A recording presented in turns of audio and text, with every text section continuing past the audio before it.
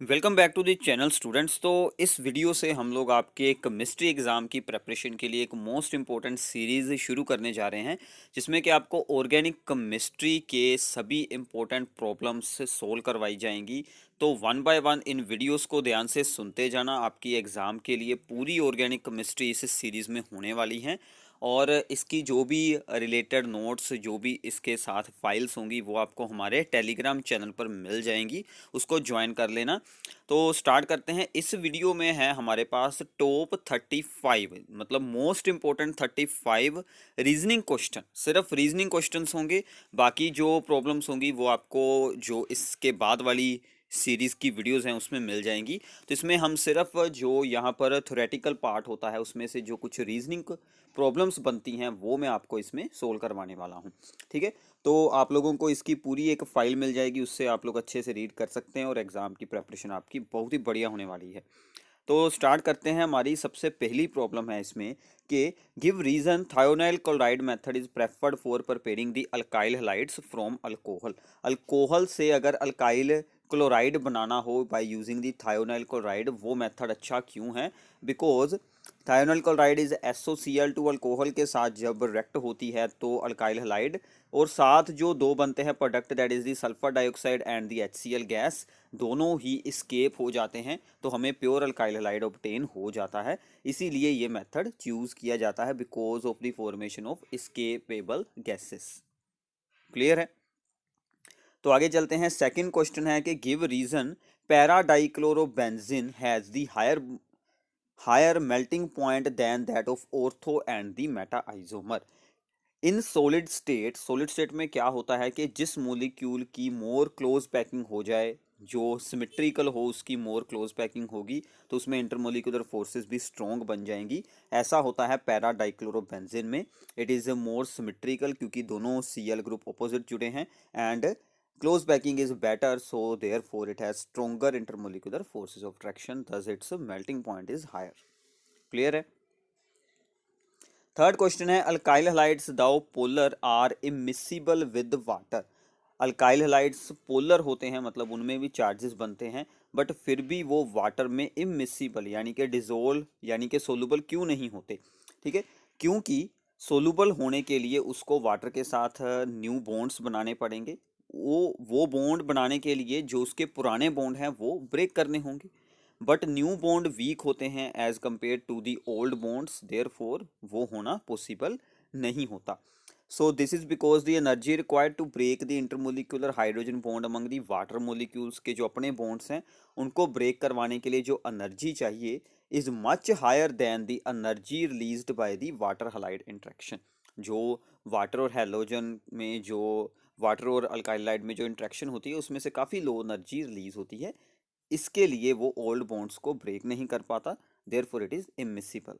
ठीक है, तो मैंने यहाँ पर जो मेन रीजनिंग, मतलब रीजन का जो आंसर होता है सिर्फ वही एक्सप्लेन किए हैं, बाकी आप लोग थोड़ा सा स्टेटमेंट को जोड़कर इस क्वेश्चन को थोड़ा सा लॉन्ग कर सकते हैं। ठीक है, आंसर को explain why the dipole movement of the chlorobenzene is lower than that of the cyclohexyl chloride. इसका मेन रीजन क्या है कि क्लोरोबेंजीन में जो कार्बन एटम्स होते हैं उन सभी ने डबल बॉन्ड्स भी बनाए होते हैं, therefore their hybridisation is sp2।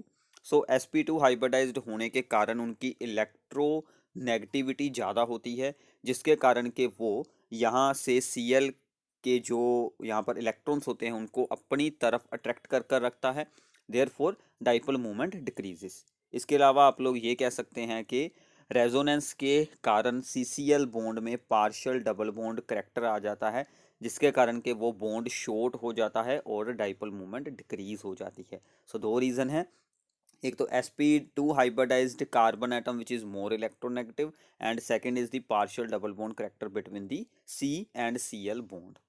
Clear है? जबकि साइक्लोहेक्साइल क्लोराइड में जो C एटम होता है that is the sp3 hybridised and forming the single bond. Okay, आगे है कि give reason SN1 reactions are accompanied by the racemisation in optically active alkyl halides. Optically active halides, alkyl halides में जब SN1 reaction होती है तो उसमें रेजमाइजेशन क्यों हो जाती है? रेजमाइजेशन का आपको पहले ये पता होना चाहिए कि होती क्या है वो। इन SN1 रिएक्शन क्या होता है कि जो कार्बोकटायन फॉर्मेशन होती है SN1 में, तो carbocation is a planar molecule, इसलिए उसके ऊपर जो इनकमिंग न्यूक्लियोफाइल है वो बोथ साइड से अटैक कर सकता है, और दोनों साइड से अटैक होकर वहाँ पर डी एंड एल आइसोमर्स बन जाते हैं इक्वल अमाउंट में। दोनों की ऑप्टिकली एक्टिविटी ऑपोजिट रहती है, डी आइसोमर और एल आइसोमर की, ठीक है। तो इसलिए हमें ओवरऑल ऑप्टिकली इनएक्टिव सोल्यूशन मिलता है। रेजमाइजेशन मतलब कि ऑप्टिकली इनएक्टिव सोल्यूशन हमारे पास फॉर्म हो जाए due to the equimolar amount of the D and L isomers, ठीक है। तो ऐसा ही सिमिलर यहाँ पर होता है। ये हमारा फॉर्मेशन हुई थी कार्बोकटायन की, ये वाला, ठीक है। इस पर OH का अटैक इधर से भी हो सकता है और इधर से भी हो सकता है, तो दोनों ही आइसोमर हमारे पास 50-50% फॉर्म होकर रेजमाइजेशन कर देते हैं। क्लियर है अभी? आगे है कि the presence of the NO2 group at the ortho and para positions increases the reactivity of the haloarenes towards the nucleophilic substitution reaction. अगर क्लोरोबेंजीन के साथ हम ऑर्थो और पैरा पोजीशन पर NO2 ग्रुप जोड़ दें तो उसकी न्यूक्लियोफिलिक सब्स्टिट्यूशन के लिए रेक्टिविटी इंक्रीज हो जाती है। ऐसा क्यों होता है? Because NO2 group at ortho and para position withdraws the electrons from the benzene ring, क्योंकि NO2 ग्रुप जो यहाँ पर जुड़ा हुआ है ऑर्थो और पैरा पोजीशन पर, वो क्या करता है अभी, वो इलेक्ट्रॉन्स को अपनी तरफ अट्रैक्ट करता है, ठीक है। Therefore it facilitates the attack of the nucleophile on the halogens, ठीक है। उसके इलेक्ट्रॉन विदड्रॉइंग बिहेवियर के कारण वो न्यूक्लियोफाइल के अटैक को फैसिलिटेट करता है, एंड आल्सो वो बाद में जो फॉर्मेशन होती है अटैक होने के बाद जो कार्बो अनायन बनता है उसको वो रेजोनेंस के साथ स्टेबलाइज भी कर देता है। तो ये दोनों रीजन है जिसके कारण के ये इसकी रिएक्टिविटी को इंक्रीज कर देता है। अगर ये लॉन्ग क्वेश्चन में आ जाए 2 या 3 मार्क्स में तो आपको रेजोनेंस बनानी पड़ेगी, ठीक है। आगे है कि chlorobenzene is extremely less reactive towards nucleophilic substitution reaction, give 2 reasons for the same, ठीक है। ये आपको ऐसे भी पूछ सकते हैं कि why हेलोअरीन्स are less reactive then हेलोअल्केन्स, या फिर जो एरोमेटिक हलाइड्स होते हैं वो लो रेक्टिव क्यों होते हैं, क्लोरोबेंजीन क्यों लो रेक्टिव है टुवार्ड्स द न्यूक्लियोफिलिक सब्स्टिट्यूशन। इसका भी सेम रीजन है, because of the resonance there is a partial double bond character between this C and Cl atom, ठीक है। यहाँ पर पार्शियल डबल बॉन्ड करेक्टर बन जाता है ड्यू टू दी रेजोनेंस, इसलिए इस बॉन्ड को ब्रेक करना काफ़ी डिफिकल्ट होता है, ठीक है। Bond cleavage is difficult in haloarenes. And जो सेकंड रीज़न मैंने आपको पहले बताया था कि sp2 हाइब्रिडाइज्ड, ये जो C एटम है ये वाला sp2 हाइब्रिडाइज्ड होता है, ठीक है। इसके sp2 हाइब्रिडाइज्ड होने के कारण इसकी इलेक्ट्रोनेगेटिविटी हाई होती है जो कि बॉन्ड लेंथ को डिक्रीज कर देती है, बॉन्ड को शॉर्ट कर देती है। तो ये 2 रीज़न आप लोग एक्सप्लेन कर सकते हैं। क्लियर है अभी? आगे है the treatment of the alkyl chlorides with aqueous potassium hydroxide leads to the formation of the alcohol. अगर हम एक्वस KOH ऐड करते हैं अल्काइल क्लोराइड में तो अल्कोहल बन जाती है, ठीक है। सिंपल रिएक्शन होती है। RORX में अगर हम एक्वस KOH डालते हैं तो OH आयन उसमें क्या बना देगा, ROH बना देगा अगर एक्वस है तो।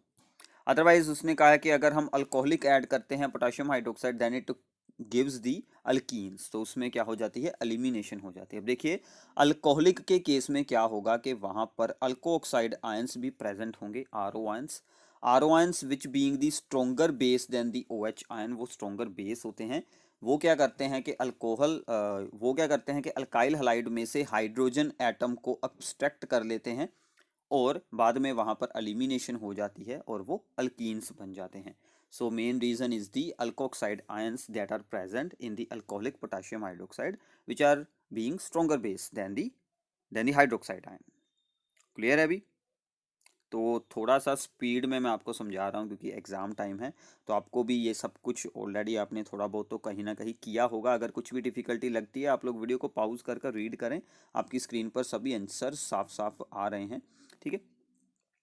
तो which of the following isomer is more volatile, इनमें से कौन सा ज़्यादा वोलेटाइल है, किसके वेपर्स ईजिली बन जाते हैं, ऑर्थोनाइट्रोफिनोल और दी पैरानाइट्रोफिनोल, ठीक है। अब देखिए ऑर्थोनाइट्रोफिनोल में बनते हैं इंट्रामोलिक्यूलर हाइड्रोजन बॉन्डिंग। इंट्रा मतलब जो मोलिक्यूल के अंदर बनते हों, जैसे कि यहाँ पर हुआ है केस, ठीक है।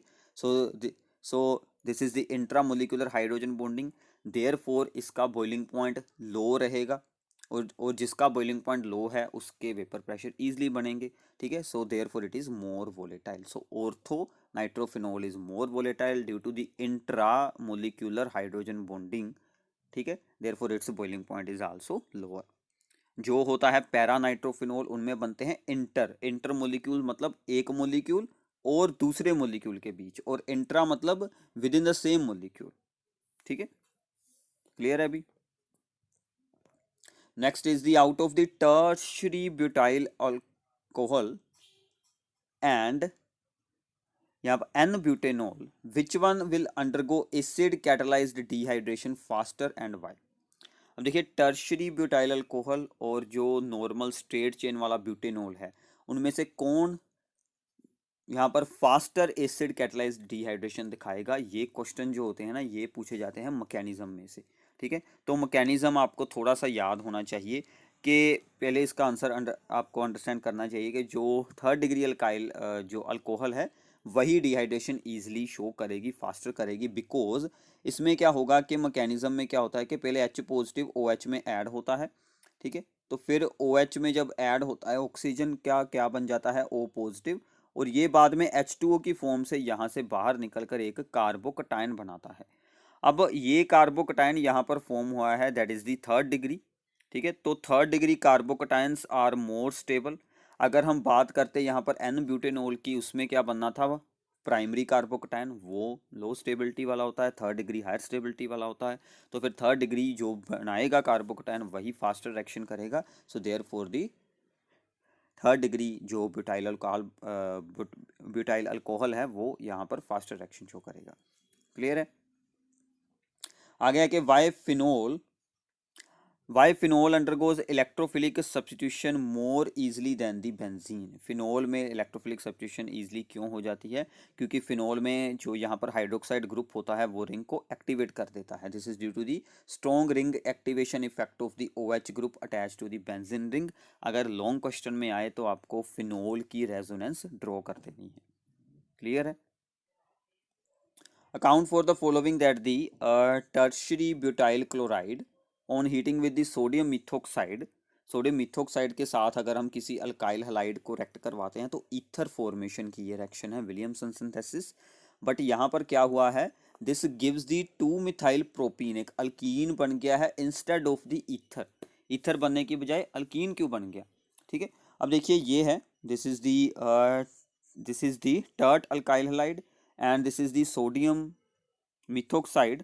सॉरी, यहाँ पर उसने मिथोक्साइड कहा था, हमने इथोक्साइड यूज कर लिया, दोनों की सेम रिएक्शन होगी, नो प्रॉब्लम। तो यहाँ पर क्या होता है, this is because the टर्ड butyl जो यहाँ पर हलाइड है that undergoes the elimination instead of the substitution, ठीक है। अगर हम थर्ड डिग्री अल्काइलाइड यूज करेंगे सोडियम जो यहाँ पर सोडियम अल्कोक्साइड्स के साथ, तो वहाँ पर एलिमिनेशन होगी इंस्टेड ऑफ द सब्स्टिट्यूशन।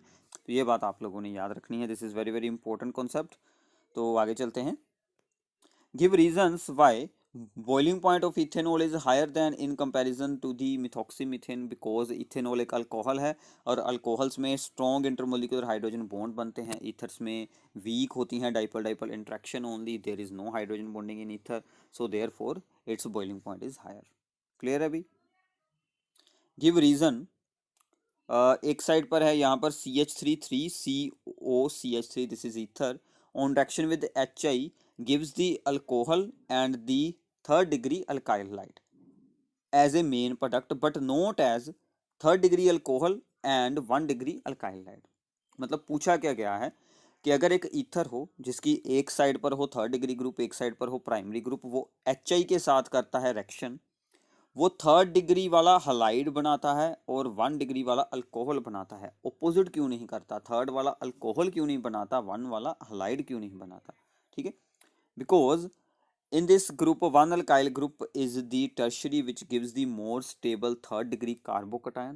ठीक है, जहां पर थर्ड डिग्री ग्रुप की बात आ गई ना तो कार्बोकटायन वाला कंसेप्ट ही मोस्टली लगता है। तो third degree carbocation and forms the tertiary halide by SN1 mechanism. वो थर्ड डिग्री कार्बोकटायन बनाएगा, वो स्टेबल पड़ा था, आयोडाइड आयन आएगा और उसके साथ जुड़ जाएगा तो SN1 मैकेनिज्म से हमें हलाइड मिल जाएगा। ठीक है, तो ये सिंपल से 2 स्टेप यहाँ पर दिखाए गए हैं। ये पहले H पॉजिटिव गेन करेगा, फिर बाद में यहाँ से ब्रेक होकर अपनी अल्कोहल और एक थर्ड डिग्री कार्बोकटायन, जो स्टेबल चीज़ होती है वही बनती है। तो ये थर्ड डिग्री कार्बोकटायन बाद में आयोडाइड आयन जो था वहाँ पर HI में से, उसके साथ जुड़कर अपना हलाइड बना लेगा। क्लियर है अभी? ठीक है, अल्कोहल तो यहाँ से पहले ही बनकर बाहर निकल जाएगी। तो आगे चलते हैं। Of the two hydroxy organic compounds ROH and R-OH, the first one is basic and the other is acidic in behavior. However, R is different from R-. मतलब दो कंपाउंड हैं, दोनों में OH ग्रुप जुड़ा है, एक एसिडिक है और एक बेसिक है। अब देखिए एसिडिक क्या होती हैं, फिनोल, तो इसका मतलब R-OH जो कि यहाँ पर एसिडिक है, उसमें R- क्या हो सकता है, that is the aryl group या फिर C6H5, that is the phenyl group.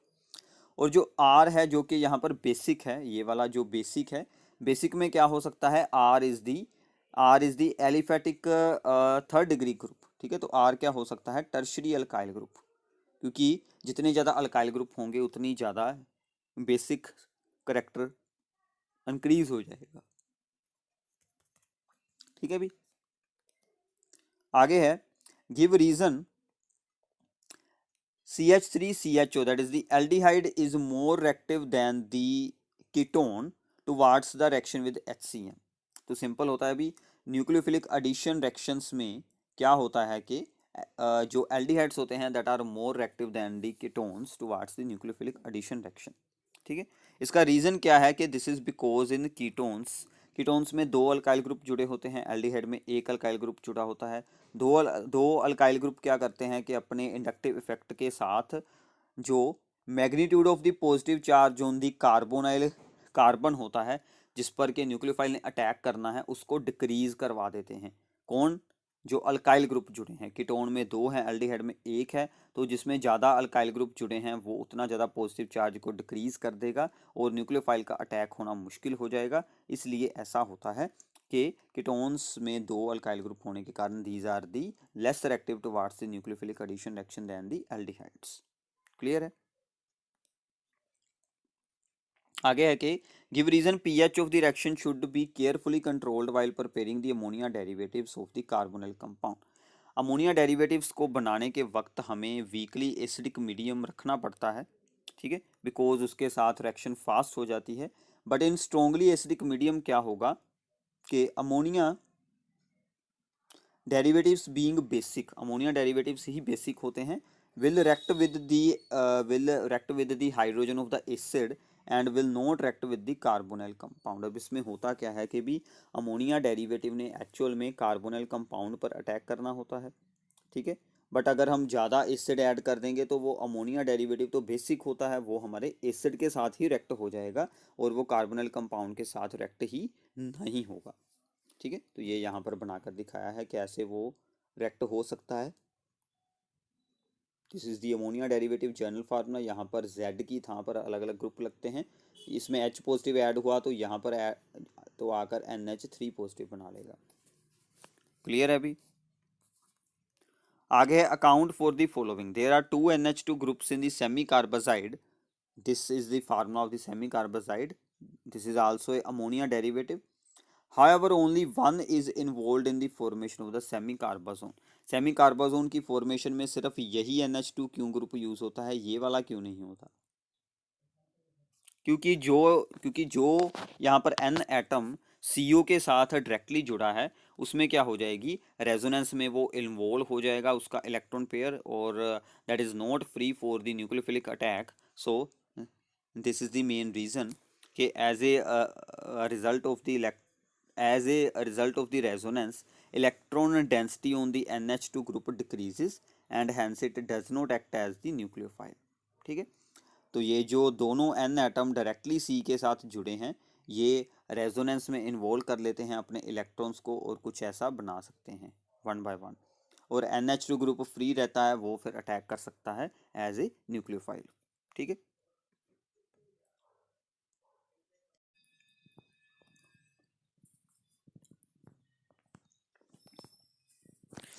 इसके बाद है प्रॉब्लम के what is the composition of the Fehling's solution.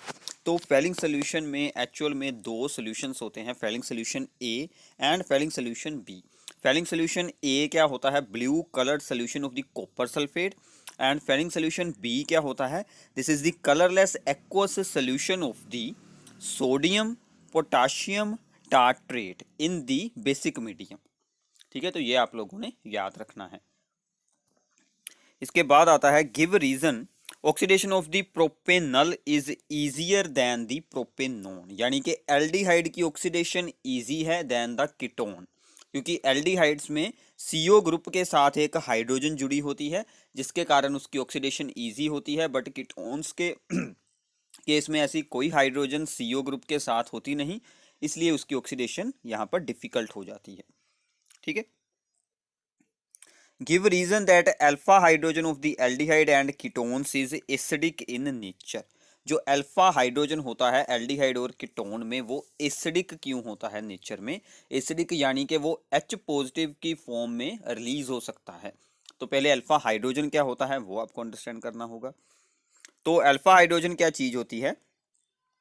ये जो हाइड्रोजन एटम यहाँ पर जुड़ा है, दिस हाइड्रोजन एटम जो कि सीओ ग्रुप के साथ वाले सी एटम के साथ जुड़ा होता है, वो हाइड्रोजन होता है alpha hydrogen. This C atom is the alpha carbon and this hydrogen is the alpha जो हाइड्रोजन है। ठीक है, because the carbonyl group withdraws the electrons from the CC bond. ठीक है, कार्बोनाइल ग्रुप इस सीसी बॉन्ड में से electrons को विदड्रॉ कर लेगा एंड ये बाद में सी एच बॉन्ड से इलेक्ट्रॉन्स को विदड्रॉ कर लेगा। ठीक है, यहाँ से इस तरफ इलेक्ट्रॉन जाएंगे, यहाँ से इस तरफ, ऐसे ये इलेक्ट्रॉन्स विदड्रॉ हो जाएंगे। देयरफॉर देयरफॉर वो जो H पॉजिटिव है वो वहाँ से रिलीज हो सकता है, जो बाद में अनायन बनता है उसको कार्बोनाइल ग्रुप रेजोनेंस के साथ स्टेबलाइज कर देता है। ठीक है, so also the carbonyl group stabilises the अनायन formed after the removal of H positive, इसलिए H पॉजिटिव वहाँ से रिमूव हो सकता है। क्लियर है अभी? तो बेसिक रीजन, इसका मेन रीजन क्या है? इलेक्ट्रॉन विदड्रॉइंग जो इफेक्ट होता है कार्बोनाइल ग्रुप का, वो इसका मेन रीजन है। तो आगे चलते हैं, why the carboxylic acids does not give the reactions of the carbonyl group. Carboxylic acid में कार्बोनाइल ग्रुप की सभी रिएक्शंस क्यों नहीं शो होती? जैसे न्यूक्लियोफिलिक एडिशन हो गई, ये सभी रिएक्शंस क्यों नहीं शो होती? बिकॉज कार्बोक्सिलिक एसिड में कार्बोनाइल ग्रुप जो है वो रेजोनेंस में इन्वॉल्व हो जाता है, because the carbon atom of the carbonyl group becomes less electrophilic, यानी कि उसका पॉजिटिव चार्ज डिक्रीज हो जाता है due to the resonance with lone pair of oxygen atom of the OH group. ठीक है, ये जो ऑक्सीजन एटम होता है OH ग्रुप का, ये अपना लोन पेयर C को डोनेट करता है, तो वहां पर पॉजिटिव चार्ज का अमाउंट डिक्रीज हो जाएगा। This is the main reason. Clear है अभी? तो इसलिए इसमें न्यूक्लियोफिलिक एडिशन वगैरह होनी डिफिकल्ट हो जाएगी। इसके बाद आता है कि benzoic acid does not undergo the Friedel Crafts reaction. Benzoic acid के केस में फ्रीडल क्राफ्ट रिएक्शन क्यों नहीं होती? फ्रीडल क्राफ्ट रिएक्शन में हम एल्यूमिनियम क्लोराइड या फिर फेरिक क्लोराइड वगैरह को एज ए कैटलिस्ट यूज करते हैं, बट बेंजोइक एसिड के केस में क्या होता है कि जो कार्बोनाइल ग्रुप जुड़ा है बेंजीन रिंग के साथ, वो रिंग को डीएक्टिवेट कर देता है due to its electron withdrawing group. Therefore जो रिंग डीएक्टिवेट हुई है वो बाद में फ्रीडल क्राफ्ट रिएक्शन नहीं शो कर पाती। ठीक है, तो मेन रीजन क्या है? Electron withdrawing COOH group deactivates the ring. ठीक है, क्योंकि वो इलेक्ट्रॉन्स अपनी तरफ खींच लेता है, रिंग को पॉजिटिव चार्ज बना देता है, इसलिए। Give reasons benzaldehyde is less reactive than the propanal towards the nucleophilic addition reaction. मतलब जो यहाँ पर एरोमेटिक हलाइड्स होते हैं उनकी रिएक्टिविटी जो एलिफेटिक हलाइड्स से लो होती है towards the nucleophilic addition reaction. ठीक है, क्योंकि जो एरोमेटिक यानी कि जो बेंजल्डिहाइड है उसके केस में जो यहाँ पर बेंजीन रिंग है उसका +R इफेक्ट यानी कि रेजोनेंस इफेक्ट जो होता है वो क्या करता है कि अपना इलेक्ट्रॉन पेयर C की तरफ डोनेट कर देता है, यानी कि C इलेक्ट्रॉन को विदड्रॉ कर लेती है, जिसके कारण रिंग जो है वो डीएक्टिवेट हो जाती है और रिंग में इलेक्ट्रॉन्स की डेंसिटी डिक्रीज हो जाती है। ठीक है, सो +R effect of the benzene ring increases the electron density on the carbonyl group, thereby repelling the nucleophiles। क्योंकि कार्बन पर तो अटैक करने न्यूक्लियोफाइल ने आना था, वहां पर तो रिंग से इलेक्ट्रॉन आ गए, उन दोनों में रिपल्शन होगी। Hence aromatic aldehydes are less reactive than the corresponding aliphatic aldehydes. ठीक है, तो ये छोटे छोटे रीजंस हैं, इनको याद कर लेना अभी अच्छे से। गिव रीजन जो है यहाँ पर, electrophilic substitution in benzoic acid takes place at the meta position. This is same के जो यहाँ पर कार्बोनिल ग्रुप है उसका प्लस आर इफेक्ट होता है, वो इलेक्ट्रॉन विदड्रॉ करती है रिंग में से, तो मेटा पोजीशन पर इलेक्ट्रॉन्स की डेंसिटी इंक्रीज हो जाती है, ऑर्थो पैरा पर डिक्रीज हो जाती है। देयरफॉर इलेक्ट्रोफाइल अगर आएगा तो वो फिर मेटा पोजीशन पर ही जुड़ेगा जाकर। ठीक है, तो यही हमने यहाँ पर एक्सप्लेन किया है। आप इसकी रेजोनेंस बनाकर दिखा सकते हैं। This is the benzoic acid, ये रिंग से इलेक्ट्रॉन गया सी की तरफ, तो बाद में यहाँ पर पॉजिटिव चार्ज जो कि बाद में यहाँ पर आ जाएगा, ये वाला बॉन्ड ऊपर पहुँच गया, तो ऐसे इस रिंग में पॉजिटिव चार्ज बनता रहेगा और मेटा पोजीशन पर ही इलेक्ट्रॉन्स की डेंसिटी ज़्यादा है, इलेक्ट्रोफाइल वहीं पर आकर अटैक करेगा। फिर है आगे के, presence of the alpha hydrogen in aldehydes and ketones is essential for the aldol condensation. Aldol condensation के केस में अल्फा हाइड्रोजन होना क्यों जरूरी है? अल्डोल कंडेंसेशन में क्या होता है अभी, अब सबसे पहले जो अल्फा हाइड्रोजन है ऑफ एल्डिहाइड एंड कीटोन्स वो एसिडिक होती है, मैंने आपको अभी अभी बताया था एक क्वेश्चन में। ठीक है, क्यों एसिडिक होती है? Due to the electron withdrawing effect of the carbonyl group. In aldol condensation the base जो हमने ऐड किया होता है वो इस एसिडिक हाइड्रोजन को रिमूव कर देता है। ठीक है, removes the alpha hydrogen from the aldehyde to give the enolate ion. ठीक है, वो यहाँ से ये अल्फा हाइड्रोजन रिमूव कर कर क्या बना लेता है, इनोलेट आयन, और इनोलेट आयन जो है वो रेजोनेंस स्टेबलाइज्ड होता है। देन ये इनोलेट आयन बाद में अगले स्टेप में किसी दूसरे एल्डिहाइड के मॉलिक्यूल पर अटैक करता है, जिसके साथ के हमें कंडेंसेशन प्रोडक्ट मिल जाता है। सो अल्डोल कंडेंसेशन में इसलिए ज़रूरी है क्योंकि ये इनोलेट आयन फॉर्म होगा अगर अल्फा हाइड्रोजन को रिमूव किया जाएगा, क्योंकि वो रिमूव करनी ईजी है बिकॉज इट इज़ एसिडिक। ठीक है, तो इसलिए जो अल्डोल कंडेंसेशन सिर्फ अल्फा हाइड्रोजन वाले कंपाउंड्स में ही होती है। क्लियर है अभी? तो तो ये जो एक्चुअल में मैंने आपको फिर से बता देता हूँ, ये एक तरह से मैकेनिज्म से पूछा गया है अल्डोल कंडेंसेशन के, तो आपको पूरा आना चाहिए, उसमें से आपको ऐसी कोई भी प्रॉब्लम बनाकर पूछ सकते हैं। आगे अभी, why ammonolysis of the alkyl halides is not a good method to prepare the pure primary amines. Pure primary amines बनाने हों तो हम अल्काइल हलाइड्स की अमोनिया के साथ रिएक्शन कर कर क्यों नहीं बनाते?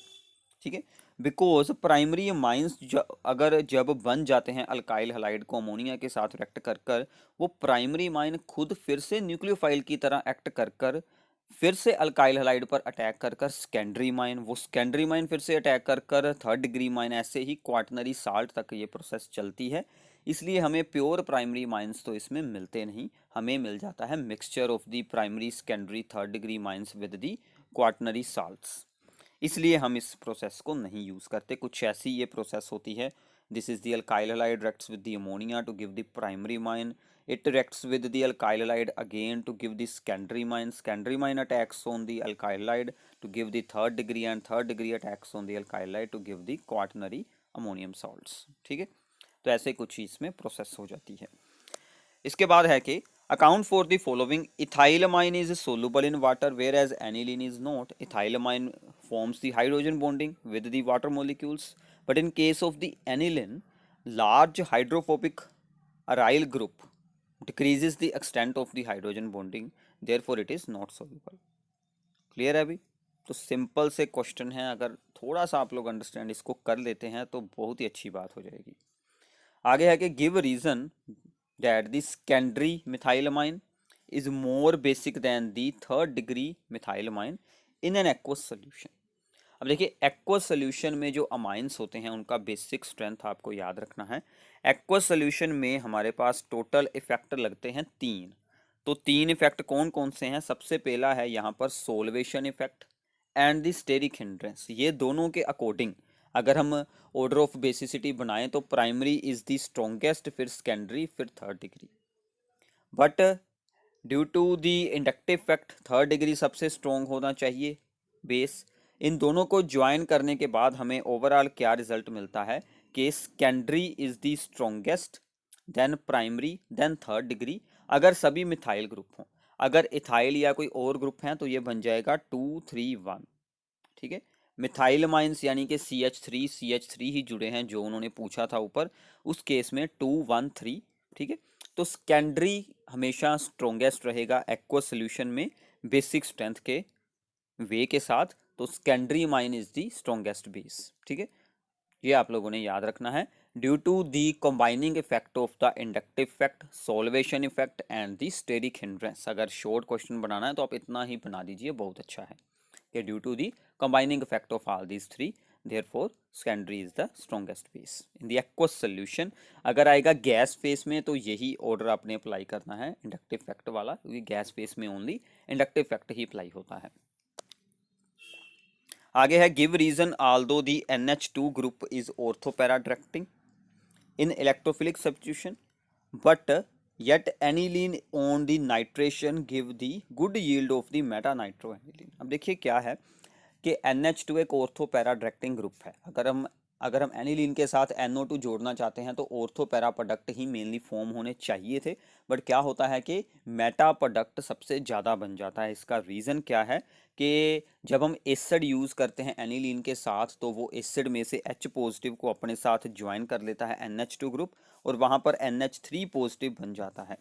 अब ये NH3 positive group electron withdraw करता है और मेटा डायरेक्टिंग बन जाता है, यानी कि मेटा पोजीशन पर इलेक्ट्रॉन्स का अमाउंट इंक्रीज हो जाता है, इलेक्ट्रॉन डेंसिटी, देयरफॉर इलेक्ट्रोफाइल वहीं पर जुड़ता है। तो मेन रीजन क्या है, NH2 changes to the NH3 positive in the presence of the acids. ठीक है भी, आगे है give reason aniline does not undergo the Friedel Crafts reaction because aniline is basic and Friedel Crafts में use होने वाला हमारा catalyst aluminium chloride that is the Lewis acid, दोनों रिएक्ट कर कर अपना एक सॉल्ट बना लेते हैं, इसलिए ये सब कुछ होता है कि it does not reacts with the जो इसका मेन पर्पस होता है वो तो फिर हो नहीं पाता, फ्रीडल क्राफ्ट रिएक्शन फिर आगे प्रोसीड नहीं होती। ठीक है, तो ऐसे कुछ आप लोग बनाकर दिखा सकते हैं, इजी है। ठीक है भाई, तो आगे है what is the role of the pyridine in the acylation reaction of the amines. Amines की असाइलेशन होती है कि हम लोग acyl means CH3CO group, CH3CO group को जोड़ना होता है, वो यहाँ से हाइड्रोजन हटाकर यहाँ पर अटैच हो जाता है। ठीक है, यहाँ पर जुड़ता है, तो असाइलेशन के साथ क्या बनता है HCl, तो HCl को रिमूव करने के लिए हमें किसी स्ट्रॉन्ग बेस की रिक्वायरमेंट होती है, तो हम इसमें ऐड कर देते हैं pyridine, that is the strong base, तो फिर रिएक्शन फॉरवर्ड प्रोसीड होना शुरू हो जाती है। ठीक है भाई, give reason aromatic primary amines cannot be prepared by the Gabriel's phthalimide synthesis. Gabriel's phthalimide synthesis पर क्या होता है कि हम लोग न्यूक्लियोफिलिक सब्स्टिट्यूशन यूज़ करते हैं ऑन दी अल्काइल हैलाइड्स, जिसका हमें अमाइन बनाना होता है, तो ऐसा कुछ रिएक्शन होता है वहाँ पर, तो हम लोग इसका अटैक करवाते हैं अल्काइल हैलाइड पर, तो अल्काइल हैलाइड पर अटैक होकर यहाँ से हमारा ये प्रोडक्ट बनता है, जिसकी कि हम हाइड्रोलाइसिस करवाकर इस RN का अमाइन बना लेते हैं। ठीक है, इस RN का यहाँ पर अमाइन बनता है, तो ऐसे आप लोग इसमें बेसिकली जो है वो गुड यील्ड में प्राइमरी माइंस बना सकते हैं।